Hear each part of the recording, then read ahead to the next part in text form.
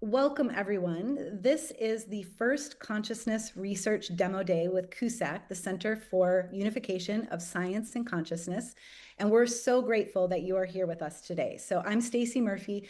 I'm the Director of Operations here at CUSAC, and I think you're going to be genuinely wowed by what you discover here. So our intention is to open the doors to more curiosity, more wonder, which is what science is all about, and for you to imagine how you may have a role in shaping what's next.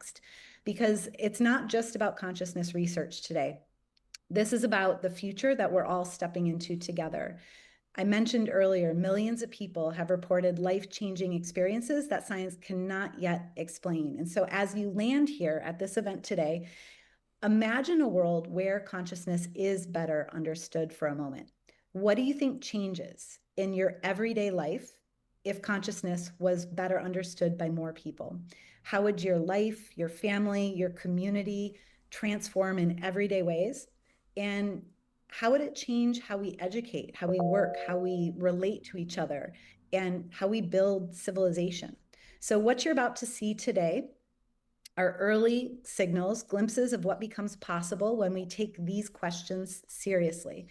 So here is the agenda for today. We have designed this demo day in 3 segments. So first up, you're going to be introduced to the CUSAC Quanta to Qualia initiative, kicked off by a keynote from Tom Campbell on why consciousness research matters now. Second, you're going to hear from our partner initiatives, and we are advancing this work in powerful and practical ways together across many sectors. We believe we're better together. And then at the end, we are going to give you a chance to ask questions and connect with our team, to network with other people that are here as well. So a couple quick notes to make this experience powerful and meaningful while we're here together. While the presentations are unfolding, we invite you to stay focused on the speakers. So if something resonates with you and it sparks a question, go ahead and pop that in the chat. We'll be using that as a space for conversation related to each talk. And after each speaker presents, they'll have a moment to answer your questions in the chat box. So at the end of the event, after 2 p.m., we're going to shift and we're going to open it up to more networking. So we ask that you wait until that time to share any personal contact information if you want to network. We're going to use the event to focus on the presentations, and then at the end, you can share your personal contact information and network. All right. So our formal program ends at 2. Our team will stick around and answer questions and spend time together. Okay, to help you stay oriented throughout today, Sinead can pop this image of this agenda into the chat box so you can follow along on your own computer, all right? So real quickly, before you hear from our presenters today, who we are. So what you're about to see today, it didn't start today. It's been building for years. So CUSAC is a nonprofit advancing the science of consciousness. It was founded in 2018 by Tom Campbell, a former NASA and Department of Defense physicist, following the peer-reviewed publication of his work in the International Journal of Quantum Foundations. So today we are a registered 501c3 nonprofit based in the US, operating through a global network of collaborators. And early on, this community came together to raise over $236,000 through a successful Kickstarter campaign, which funded initial experiments exploring the simulation hypothesis. And now, under the leadership of David Chartrand, we are entering a new phase, phase 2, and we're expanding into scientific pathways toward quantum consciousness research and practical applications, which brings us to why we're here today. This is a moment of acceleration and an invitation to participate in what comes next. So with that, we're going to move into the first part of today's agenda. And our first 4 presenters will be introducing the CUSAC Quanta to Qualia initiative, the work that we're stepping into now. And to begin, it is only fitting that we hear from the person who started it all, Tom Campbell. So Thomas Campbell is a physicist, founder of CUSAC, and author of My Big Toe, The Theory of Everything. It is a framework that brings together physics, information theory, and consciousness. So his work explores the deeper nature of reality through quantum mechanics and offers a scientific path toward understanding consciousness in a new way that challenges many of our existing assumptions. Today, he'll be speaking on why consciousness research. And as he's sharing, post any comments in the chat box. Please join me in welcoming Tom now. Well, thank you very much. But, you know, I only have 10 minutes, so we need to get started. I'm Thomas Campbell. I'm a physicist, and I'm the founder of CUSAC. CUSAC is the Center for the Unification of Science and Consciousness.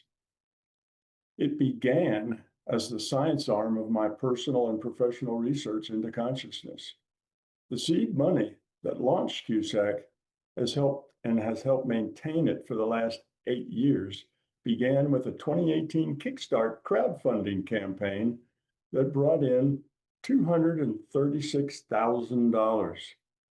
That money funded several quantum physics experiments that put CUSAC on the map as a serious scientific research house.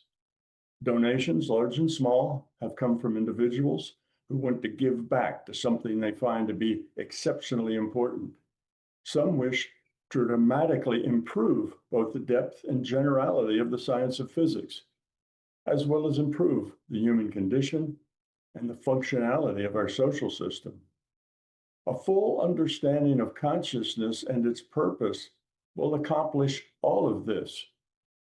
My own research and experience has led to a complete understanding of experiential consciousness and the nature of reality. From consciousness, I can logically derive quantum physics and relativity from first principles, as well as turn the paranormal into the normal.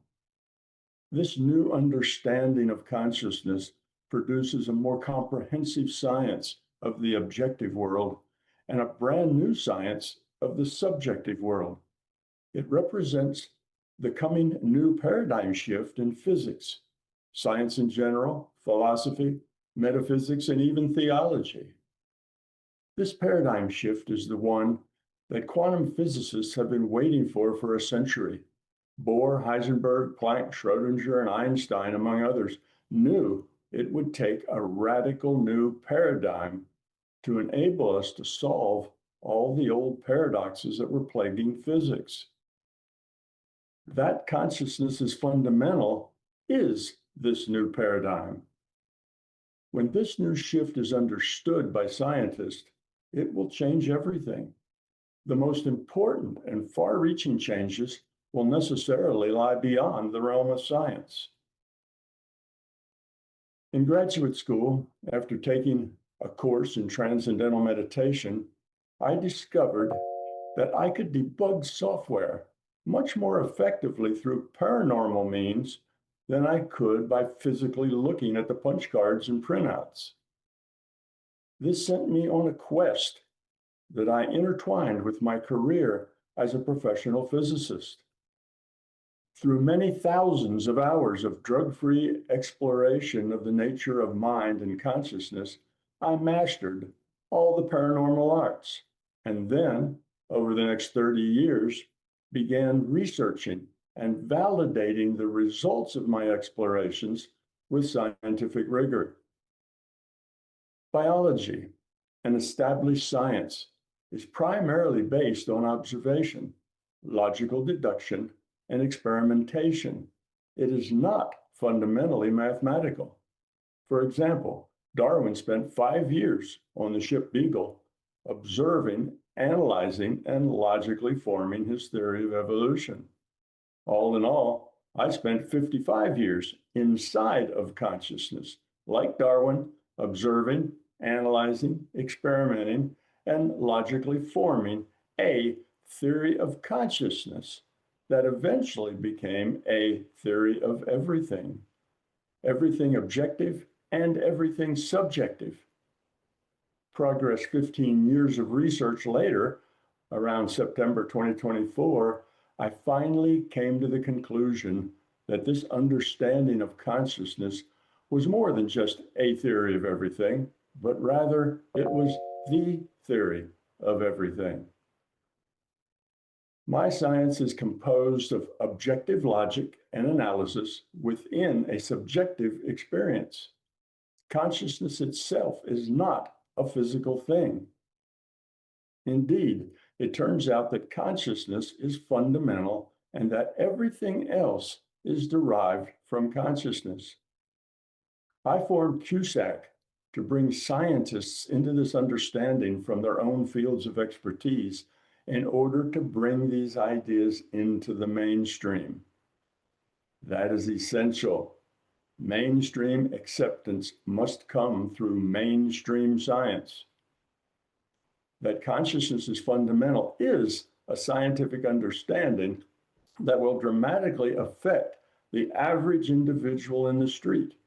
Everyone will eventually change what they believe about the nature of reality, and this will naturally and automatically change their sense of morality and ethics. This scientific revolution will produce a social revolution, driving people away from fear, control, power, and force as the organizing principles of our society, and replace it with sharing, caring, compassion, and cooperation. This is no Pollyanna dream. I am describing to you the inevitable future. We are asking you to help this future arrive sooner rather than later, so that our children and grandchildren might benefit from the rise of a kinder and gentler world. A world created by the logical scientific consequences of consciousness being fundamental. Okay, I have just a few minutes left after that.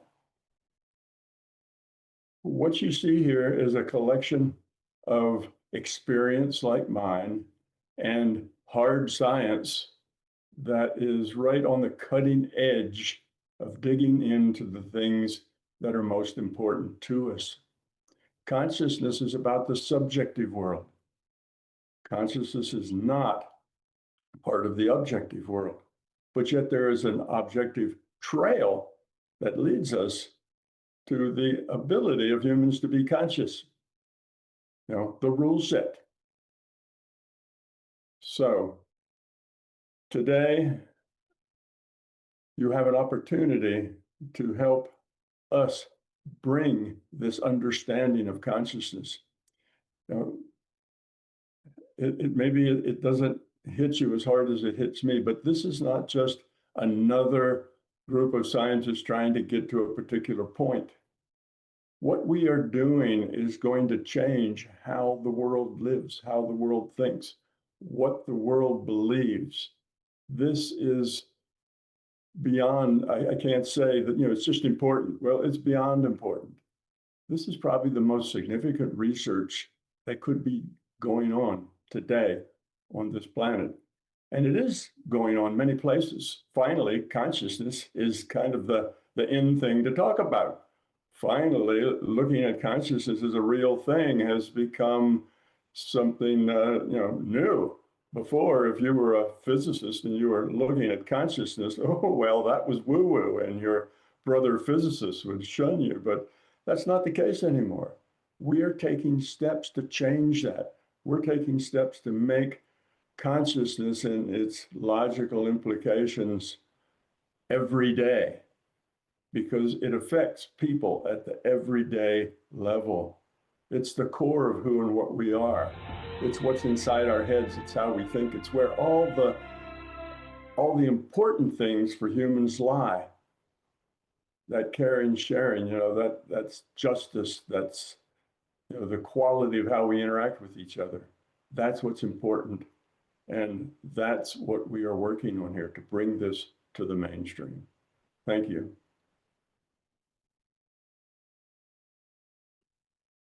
Amazing. Thank you so much, Tom. We would not be here without you. You've kicked off this incredible journey of CUSAC, this research, and we could not be more pleased with where we're headed and all of the foundational pieces. So thank you so much. Quite welcome. Okay, and I'm gonna, oh my goodness. My heart, whose heart is burst wide open after that? My heart is open. So next up is David Chartrand, and he is guiding the development of CUSAC's research initiatives and helping translate this vision into actionable programs and real experiments. So David Chartrand is our executive director here at CUSAC. He'll be talking about Quanta to Qualia Research Initiative for a Better Future. He is a Canadian entrepreneur dedicating his life to quantum consciousness research. He is the executive director of CUSAC, as I mentioned, and co-founder of Squiddo Studio, focused on XR, AI, and storytelling. He's got a background in mathematics and physics. His work bridges technology and consciousness research, including experimental exploration of quantum systems and human perception. Welcome, David, here to the stage. Thank you so much, Stacy. Thank you, Tom. Hi, everyone. Pleasure to meet you. Thank you, Tom, for your trust. It's a pleasure to be here today. So I'll share my screen. I have a presentation. Just give me a sec. Go.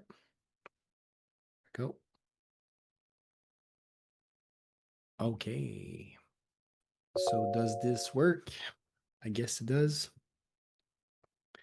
Okay. Hi, everyone. So yeah, I'm David. I'm a CEO of a VR game company. This is what I do for a living. But for the past 8 years, I've been volunteering at CUSAC this is really a passion project for me. It's the most important, like Tom was saying, it's so important for the future of mankind that I do it voluntarily. And my goal in life, honestly, would be to sell my company in a few years and be able to invest hundreds of millions of dollars in consciousness research. So today we'll talk to you about the importance of consciousness and what's the link with quantum mechanics that may exist. So first of all, when I talk about consciousness, maybe just to define consciousness, since we'll be talking about consciousness the whole day. So we know the waking state. The waking state right now I'm conscious. I see colors. I hear sounds. I see things in my mind, in my consciousness. Like, where is this experience happening? And it's curious because we don't even think about it. Most people don't think about it because we're like a fish swimming in the ocean. They don't think of water. They're surrounded by water all the time. So we only know reality through our consciousness. To me, consciousness became interesting when I got a psychedelic trip. So I got introduced to philosophy of mind and stuff like that. But it's really, I took psychedelic mushrooms in a contemplative setting at some point, and it blew my mind. I flipped, if I may say. I had the feeling of being connected with nature, that the entire universe was alive, a living being, and that I was it. It was me. I was connected to it, and to me, it blew my mind. Like, if this exists, if I can feel that compared to normal waking state, how big, how vast is consciousness? Like, what is this? So to me, it me as the most important thing at this point. And then reading about consciousness and understanding philosophy of mind, I really like the word qualia. So qualia is a word used by philosophers to describe units of consciousness, like the feeling of redness, the taste of sugar, pain, whatever feeling we can experience. So all of our experiences are composed of qualia. And I like qualia because, to me, the mystery, we don't need psychedelic states, we don't need the OBE. Just the fact that we can feel redness is a miracle that we cannot explain. And this is the point I want to make today. So I'll use the red circle emoji just to remind us that I'm not talking about the word redness. I'm not talking about, 800 nanometers, a photon hitting my retina and computing in my brain. I'm talking about the experience itself. So that's why I like this red circle emoji. So the point I want to make today is that current science, has no answer at all to all of these questions. We don't know how can qualia arise from matter. We have ideas like, oh yeah, maybe photon is in the brain, there's computation in the brain, and then boom, magically from non-conscious matter, boom, there's red feeling appearing, like a consciousness appearing out of the blue. How is this possible? We have no clue. Honestly, we have no clue. What does it do? What did evolution selected for consciousness? Why are organisms conscious? Some scientists, I would say even most scientists, think consciousness is an epiphenomenon that is useless. It doesn't do anything. But then why it exists? Why was it selected by by evolution. It seems obvious that it has a role. It has a role in the universe. It can act. We don't know how consciousness works, so we don't know if our AI are conscious. Is ChatGPT conscious? What if ChatGPT tells me it can feel redness? Do we believe it or not? Is consciousness the missing link to artificial general intelligence? You know, all the companies are trying to build these AI super agents. Is consciousness the missing link to make them feel the world? What are possible conscious space? What are possible qualia? Would it be possible to experience a new color? Think about it. If you would see a new color, you would call it a miracle. Like, what is it? Like, wow, it would feel miraculous. So what are the possible conscious states? You know, on psychedelic experience, you're in other worlds, you feel new qualia, same in meditation states or spiritual awakening. So what are the possible qualia space? Also, are anomalous experience real? You know, near-death experiences, OBE, meditative states, telepathy, like, are these real? We have no idea. And finally, does consciousness survive death? Since we don't understand consciousness at all, maybe that consciousness survives death. Qualia are still there, and the world is made of qualia. So all of these questions right now, science has no clue. They have no say on it. And it's called the hard problem of consciousness. This is how David Chalmers, the philosopher, coined the term. Just to put this in perspective, globally, every year, there's about $20 million invested in consciousness research. That's not a lot. That's my point. It's not a lot. And that's why most research on consciousness, like Tom was saying, is still a taboo subject. They do it part-time. They do it as a volunteer, like I'm doing. And that's why we don't have a lot of progress on the topic. Just in comparison, there's $1.4 trillion invested per year in artificial intelligence. This is nearly 1 million more than in consciousness. So I'm a bit nervous about the future, honestly, because you know what social media did to us, polarize us, make us more anxious. All of these technologies were based on the previous set of AI, like deep learning, recommendation algorithm, and stuff like that. So honestly, I really feel that right now we're pedal to the metal, building this artificial intelligence at scale. And I feel we're aiming towards a world of more control, more polarization, more power, centralized power. And it's not a world I want to live in. Honestly, I'm scared of the future because of that. We don't have the wisdom. We don't even understand what consciousness is. We don't even understand what we are. And still we're building these intelligent machines. So I'm scared of that. I think we should invest more in consciousness research. That's my point. So we can build a future where we thrive, where consciousness is part of our everyday life. We have a conscious AI. We have AI that value consciousness throughout the universe, and that we grow with it. We want to be aligned with nature. We want to build technologies that allows us to explore conscious space, that allows to upload our minds or extend our life, or just better to connect together. This is the world I want to live in. So that's why consciousness is important. But where do we go from there? How do we attack consciousness so that we can make progress on it? So I think there's a link between quantum and consciousness, quantum and qualia. And just to do a quick parallel here, if I compare quantum to qualia, why do we think it's worth it? So like in quantum mechanics, there's superposition. You know, particles can be in multiple places at the same time, multiple states. But when we make a measurement in our consciousness, we see a single definite experience. So is there a link there? Is there a link between consciousness and the measurement problem? Also, probabilities. Before I make a measurement, I have probability of getting state A or state B. Maybe free will get expressed. You know, we have the feeling of having free will, be able to act in the world. Maybe consciousness can steer the collapse of the wave function. There's also the no cloning theorem. You know, quantum states are private. We cannot copy them if we don't know them in advance. We cannot copy them or share them. A bit the same way I cannot share you my experience. We don't even know if my red is the same as your red. We have no way to know. So subjective experience is private. Quantum entanglement, you know, particles can be connected very far apart and be correlated. This is what Einstein was talking about, at spooky accelerated distance. So maybe entanglement is something that would allow the trillions of particles that makes myself to have a unified single experience. Quantum mechanics says there's a universal wave function, one. It's one in the universe. Maybe that could explain our feeling of oneness in some higher states of consciousness. And finally, what breathes fire into the equation? This is a question that is often asked. Like, mathematics and physics and theory are really good to describe the world, but it's not good. We don't know what it describes itself, like what the world is made of. Electron, what is an electron? So maybe consciousness is the intrinsic reality of the universe. So we don't know. This is all very speculative, but I think it's worth going to the bottom of it. There's so much parallel between conscious experience and quantum mechanics that it's worth going to it. So that's why CUSAC is launching the Quanta to Qualia Research Institute. So it's a $6 million initiative. 6 million is a lot. Remember, there's 20 million a year in consciousness. So more than one fourth of the consciousness research budget, we want to invest it in Quanta to Qualia. And we only require $2 million to do that. So we're raising $2 million to create a $6 million initiative. We can do this because in Canada, we have a lot of grants that can multiply any donation by 3 to 4 by the government grant. So 2 mil becomes 6 mil. So it's a great leverage. It's going to be the first of its kind in the world. And it's going to be groundbreaking. We'll be in partnership with industries like Nirvanic and Canadian universities. It will be a 5 years research initiative. It's not a side project that people can do in the weekends. No.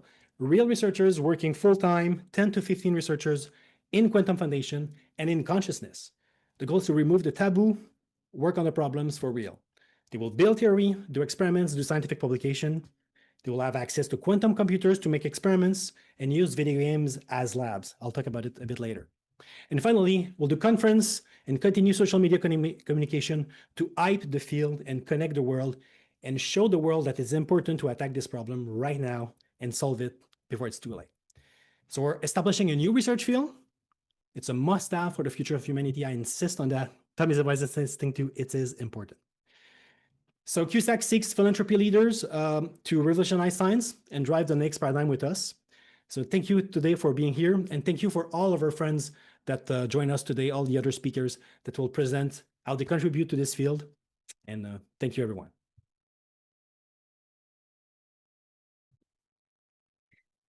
Amazing, amazing. Thank you so much, David. I'm so honored to get to work with you, David, every day. Isn't he amazing? It's really fun getting to work on this team and this initiative. So what you just shared really brings into focus that this is no longer abstract. We have a clear initiative, we have a structure, we have a path moving forward, measurable research. And what's especially exciting to me is that this work isn't happening in isolation. So it's beginning to take shape through collaborations and partner initiatives, which brings us to our next speaker. So our next speaker is Suzanne Gilder. And Suzanne is going to be speaking about quantum AI, a toolkit for consciousness research. So Suzanne Gilder is a Canadian physicist and entrepreneur at the forefront of AI and consciousness research. She is founder and CEO of Nirvanic Consciousness Technologies and co-founded Kindred AI and Sanctuary AI, where she helped develop cognitive architecture for robotics.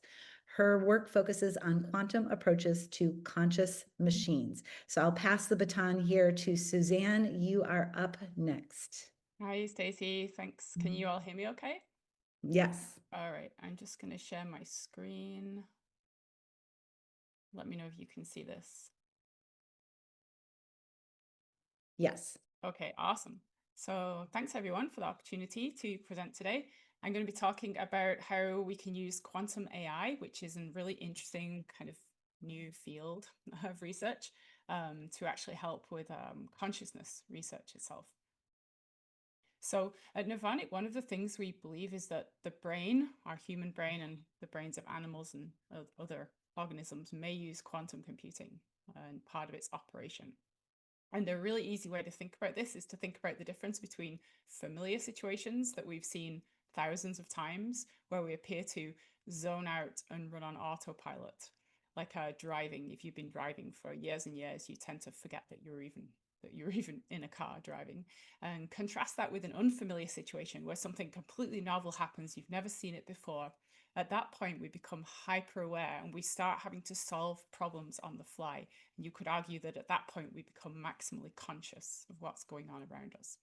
So we believe that the difference between these two situations may be explained by classical computing processes going on in the brain versus quantum computing processes going on in the brain. We believe that a quantum mind may give people abilities that are currently missing from our AI systems. Examples are making optimally highly conscious choices in situations we've never seen before, learning quickly from single experiences or events, as opposed to requiring millions and millions of training data examples, which is what we need for AI today. And then also we have this ability to access empathy and compassion, like in other social species too. And we believe this is a result of feelings and emotions that are very strongly tied in with our consciousness. So it's fascinating to realize that even tiny organisms can do more than current AI today. Our current approaches to physical AI require neural networks with billions of neurons, which consume megawatts of power during the training process, and they also need huge quantities of training data.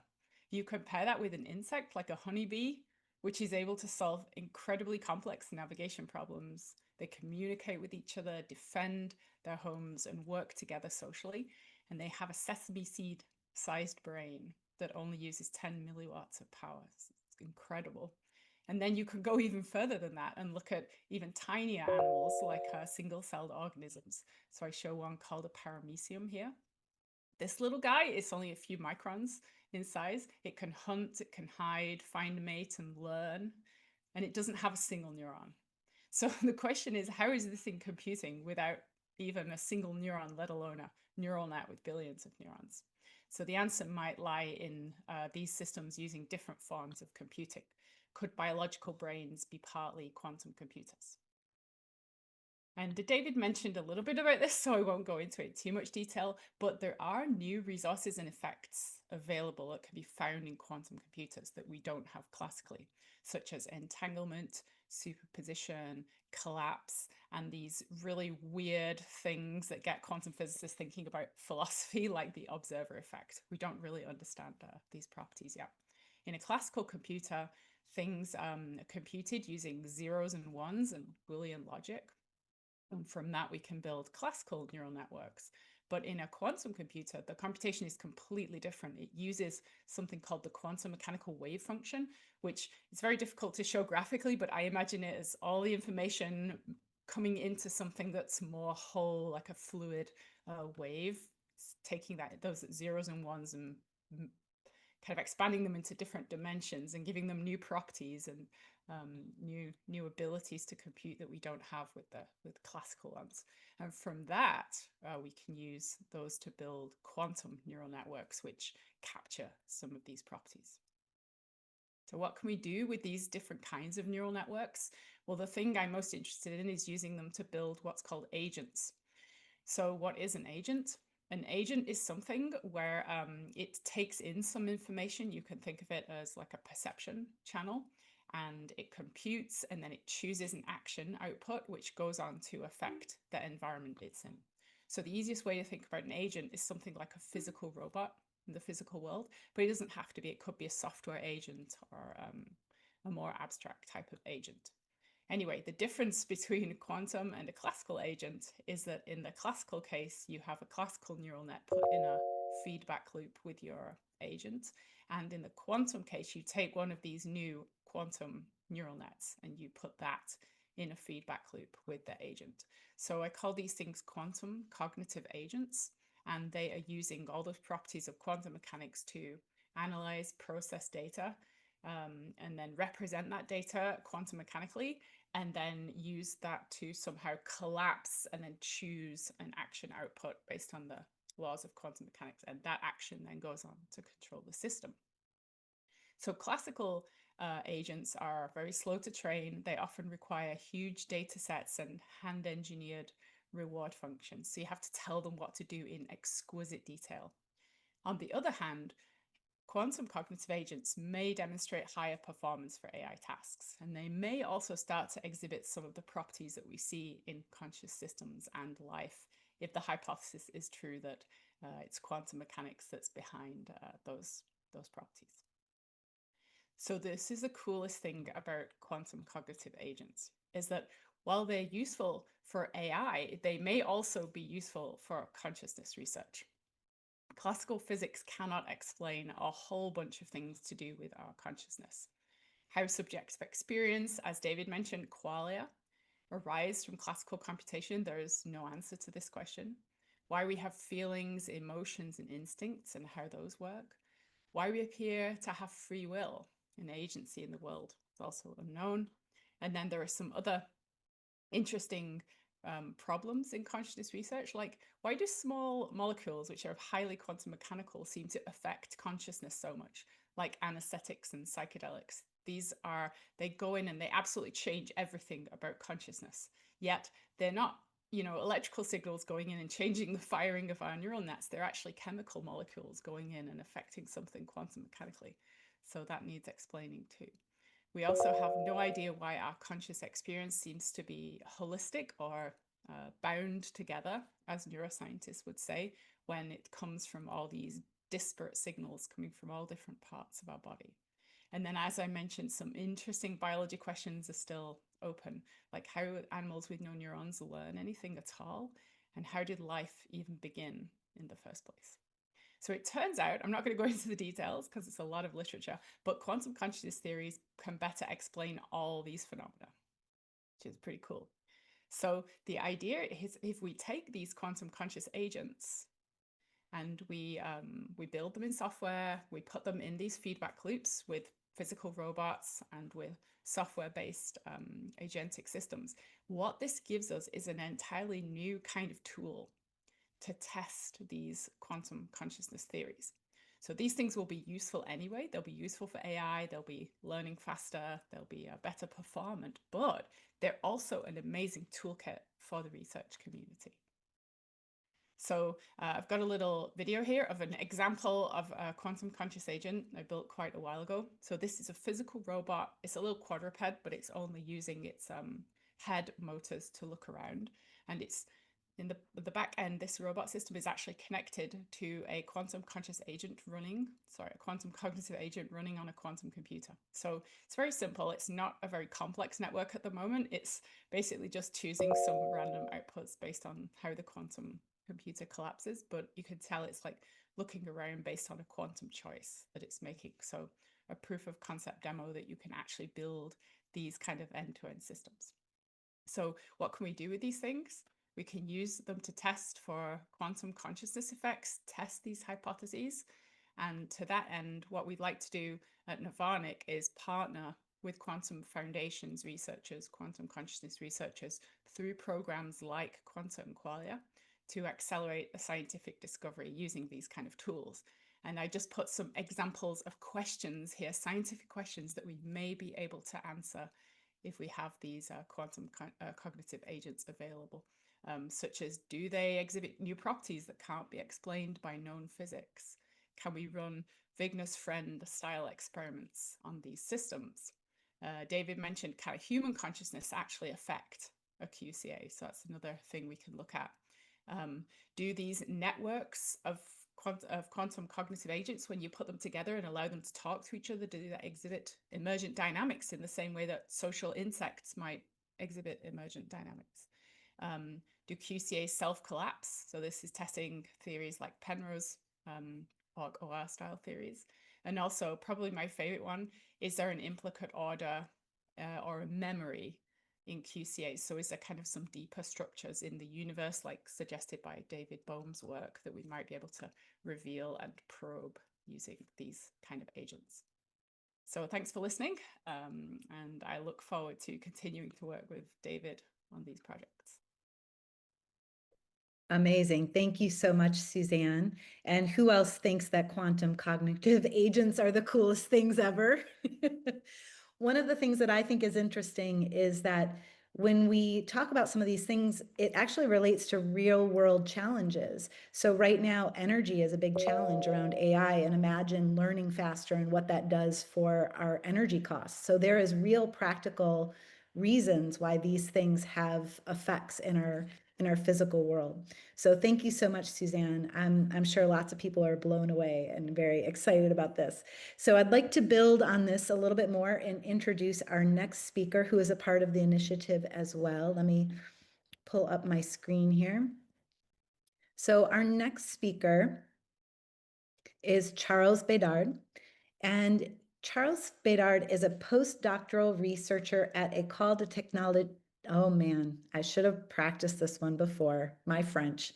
École de Technologie Supérieure, whose work in quantum physics and theoretical computer science focuses on foundational problems. He contributes to the Heisenberg picture formulation of unitary quantum mechanics, highlighting its explanatory power for locality, quantum information, and the emergence of classicality.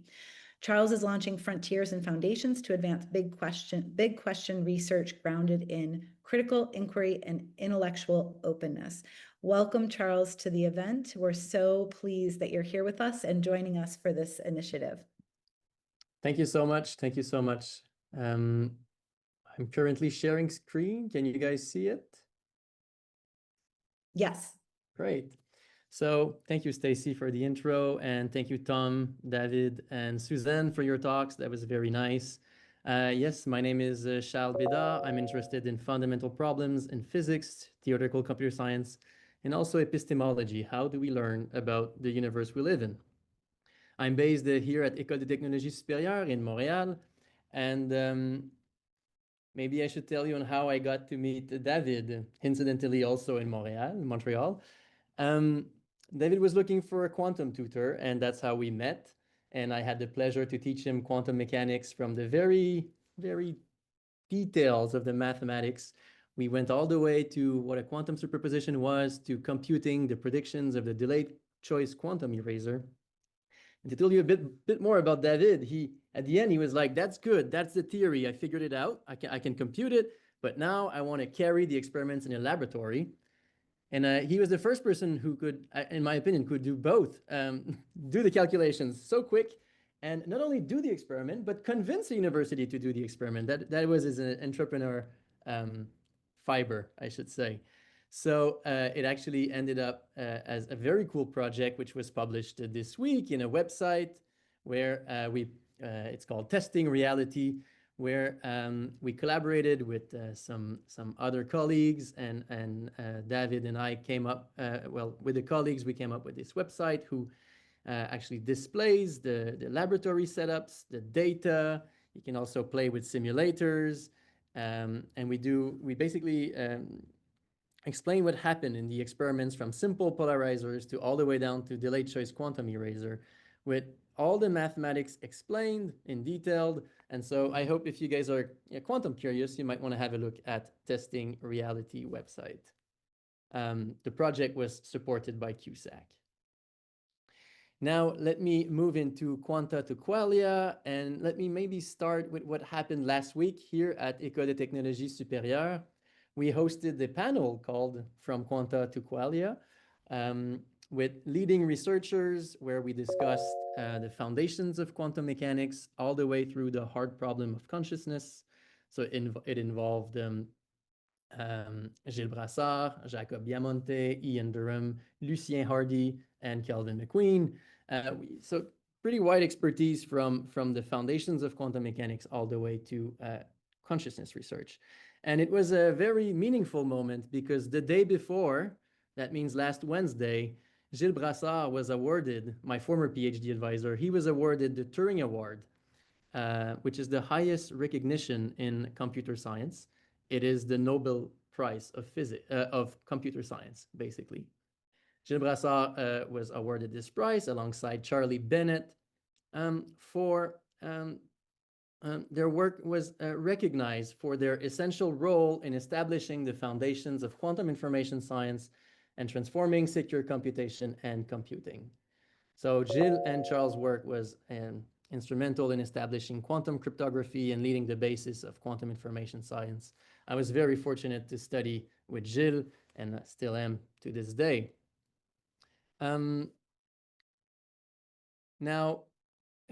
So what are we setting up? A research initiative from Quanta to Qualia here at École de Technologie Supérieure. Like in the spirit of the panel, the idea is to tackle fundamental problems in quantum theory as well as the hard problems of consciousness. And I could maybe speculate on the research agenda, but I've given the main themes, and the rest would only be speculations because it's an intricate property of knowledge creation that we cannot know in advance, which problems we will stumble on. And so it's probably more worthwhile for me to communicate the culture that we are thriving here. And it's a good point to pause because I sometimes, one of the criticisms I might hear from this audience when it comes to academic circles and scientists, who keep their white shirt, is that sometimes science is a little stuck up in a small circle, in a web of shallow ideas. And I hear that criticism and I share it with you. And I believe I think it's the mission for us scientists to reclaim the ability to launch audacious ideas, what I like to call bold conjectures, right? And my hero is probably Einstein, who had this idea of suggesting that maybe space and time are bundled together. And not only that, but maybe they're geometric. Maybe it's a curved space-time, and that turns out to be our best explanation of gravity, right? So I'd just like to appreciate the fact that bending space-time, bundling space-time and bending it is a radical idea. It's a very audacious idea. It's a bold conjecture, and that is what science should be about.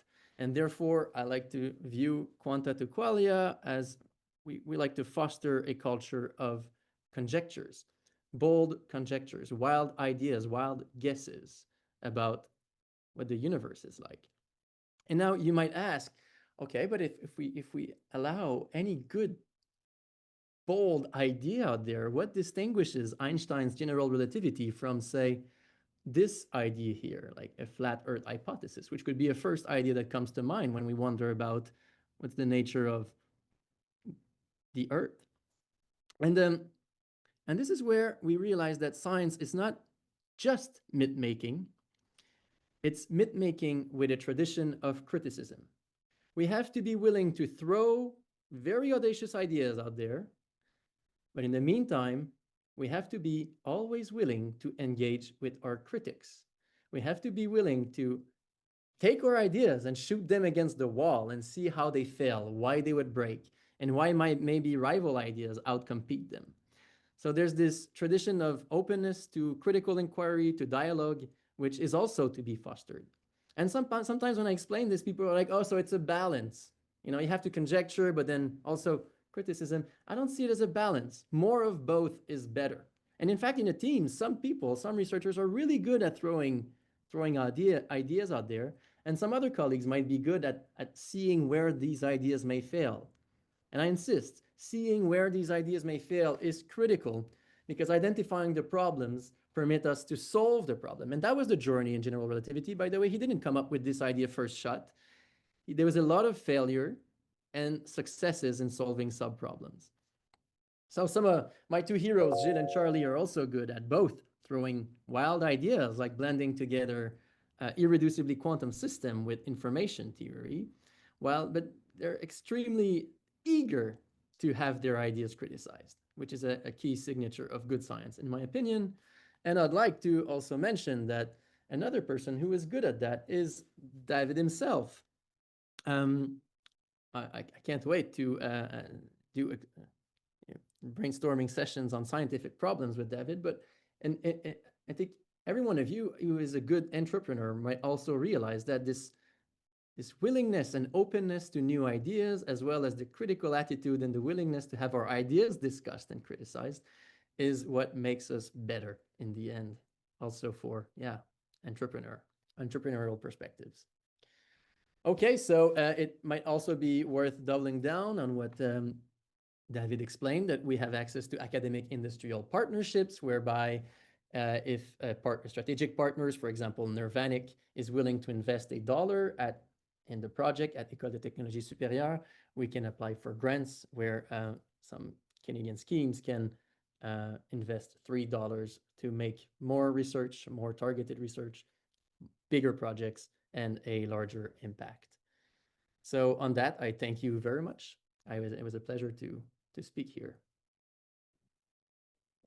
Thank you so much. That was phenomenal. And who else is here thinking they want to start to reclaim audacious, bold conjectures in science? Who here really resonated with that? I see a lot of people resonating with that. And you are correct. David is amazing at this with his entrepreneurial mind. I would love to bring David back.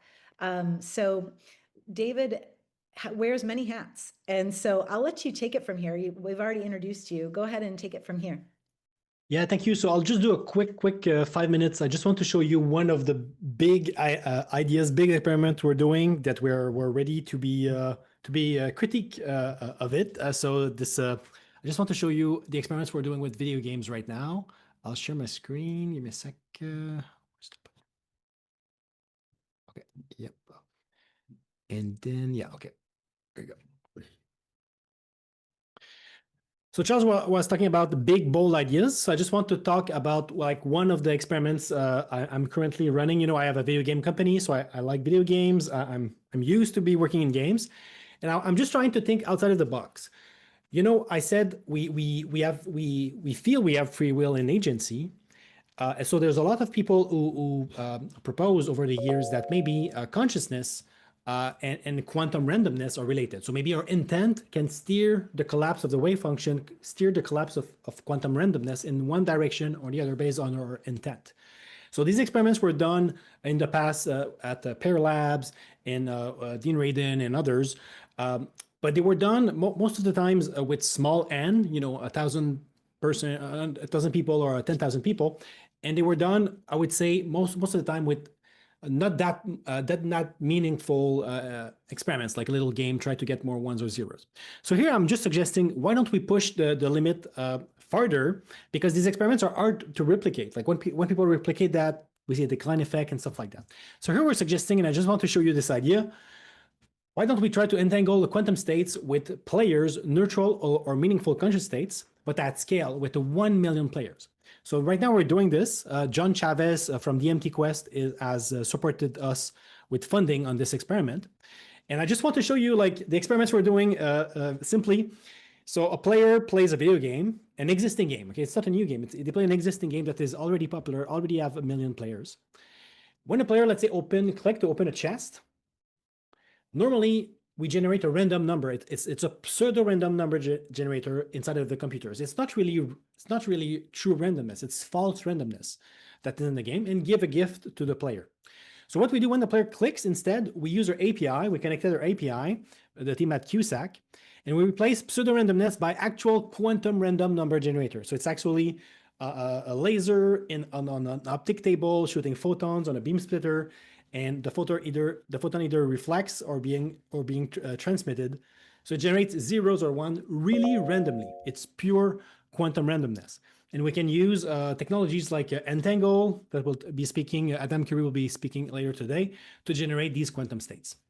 So player clicks, generate a quantum random number, and then at the end we output 0 or 1, but it's purely quantum. So when the chest open in the game, the player can get a boring sword that he doesn't really care. Let's say it's a fighting game. Or he can get like a super cool sword. Oh, wow, I'm excited. It's amazing. I'll be able to continue playing the game and beat the boss. So, you know, I meaningfulness for the player because he's so engaged in the game. He loves the game. So then we display the loot to the player, and the player has a conscious experience. It has a conscious experience of either like indifferent, bored, or super excited. So this way, we entangle the consciousness, the conscious state of the player with a quantum event. But the thing is that by doing it in existing video games, we can do it with 1 million participants. So starting next week, we'll start collecting data. We'll have about 100,000 unique players per week. So this is never done before on the planet at this scale. And I just want to show you that, you know, thinking outside the box, we can do experiments like that. So I won't go into details. We think there's a deviation from the Born rule based on a mathematical model behind that based on the past experience, future experience. And what we claim is that we think we should see a deviation from chance. So at start, intent will be strong, But as we replicate the experiment, there will be a decline that may look like average to the mean. But our claim is really that if we pause, if we change the stimuli, so a sword instead of a sword is an armor or something like that, we should see a reset in the spike of deviation from chance. So we're doing this with the LMU University Munich, and we're ready to be falsified. Like this is what Charles was saying. We have bold conjectures. We try it. We have a model. We try it in the lab, and we're ready to be criticized and to refine our theory. And that's how we do science. So again, I'll conclude with that. Quanta Qualia Institute, this was just an example. 6 million initiative for only 2 million investment with the Canadian grant that can multiply by 3 any dollars. First in the world. And thank you everyone for supporting us and change the world together.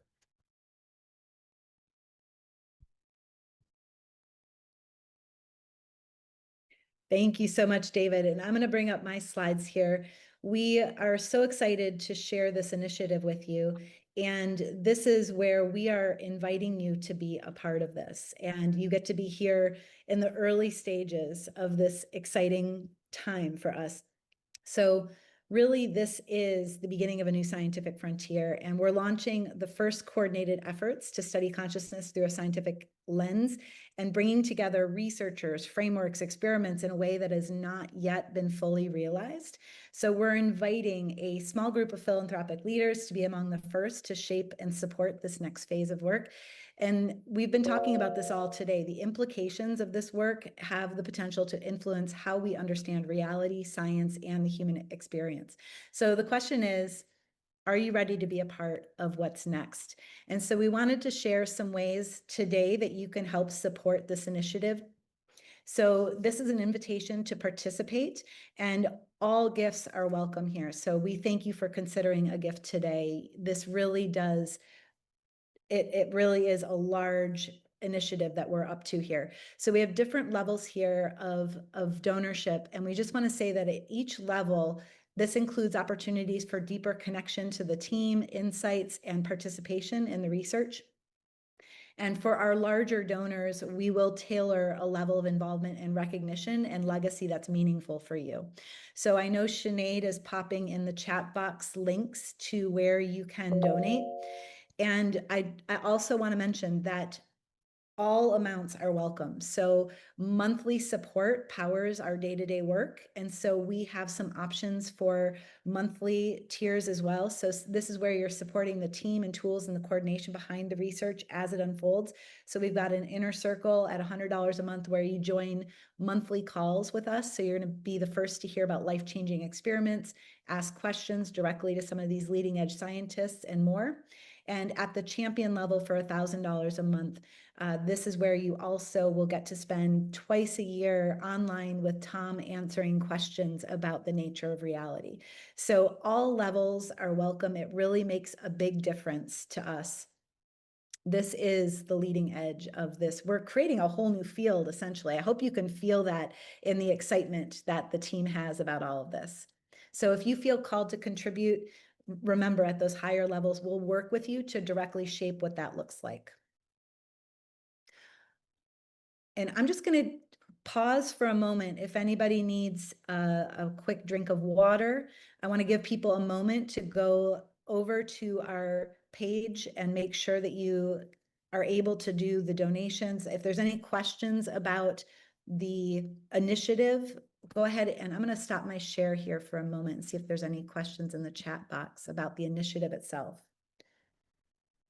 I just want to give everybody a chance. This is an important moment for you all to have a chance to get involved in all of this. So we want to make sure we give you some time right here, right now to do that. Oh, and thank you, Sinead, for reminding me. On our donation page at cusac.org/donate, we also have cryptocurrency options available as well. And while I'm taking this pause, I want to share with you one more thing. This is, David mentioned John Chavez, who's been helping to fund some of this work. And so I want to share with you just a quick message from John. And, oh, hold on. I want to make sure I got the settings right so you can hear his voice. Hold on one second.